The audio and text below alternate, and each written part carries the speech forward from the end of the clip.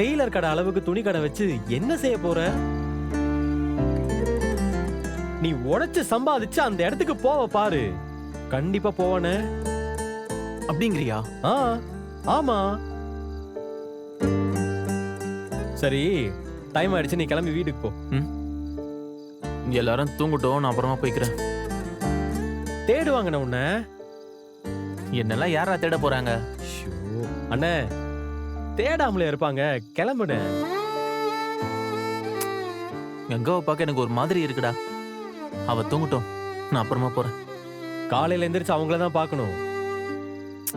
அதெல்லாம் அப்புறம் பாத்துக்கலாம். இந்த ஸ்வீட்டு, மல்லிகைப்பூ இதெல்லாம் வாங்கி கொடுத்து வைஃபை சமாதானப்படுத்த முடியாதா? சினிமாலாம் காட்டுறாங்களே அந்த மாதிரி. நானும் முதல்ல அப்படிதான் நினைச்சேன். ஆனா அதெல்லாம் வேலைக்கு ஆகாத நீங்க. நான் தண்ணி அடிக்கலான்னு இருக்கிறேன்டா.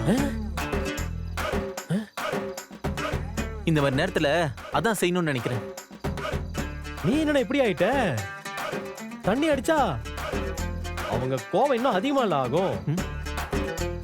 அப்படியா? ஆமாண்ணே. இங்க பாரு, இந்த மாதிரி நேரத்துல இப்படி எல்லாம் யோசிக்காத முட்டாள்தனமா. ஏதாவது ஒரு பிரச்சனை வந்தா அதுகிட்ட எஸ்கேப் ஆக கூடாதுன்னு, அதை சரி பண்ண இன்னொரு தப்பு செய்யக்கூடாது. பிரச்சனையை ஃபேஸ் பண்ணணும்.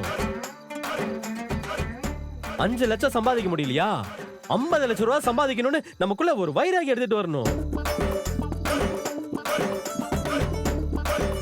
50 லட்சம்? நீ வேற ஏன் நிவினு? நான் ஜெயிச்சு 5 லட்சம் கொண்டு வருவேன்னு சொன்னதுக்கே கங்கா என்ன எப்படி தெரியுமா பார்த்தா?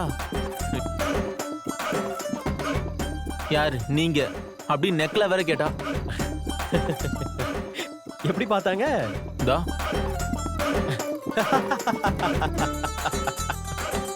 நீ சிரிக்கிற பாத்தியா? இல்லனே, அதெல்லாம் சரியாயிடும்னே. இதெல்லாம் ஒரு மாதிரி ஜாலியா எடுத்துக்கணும். விடு, பாத்துக்கலாம். பிடிச்ச பொண்ணை கல்யாணம் பண்றது இல்ல லவ். அவளை சந்தோஷமா வச்சிருக்கிறது தான் உண்மையான லவ்.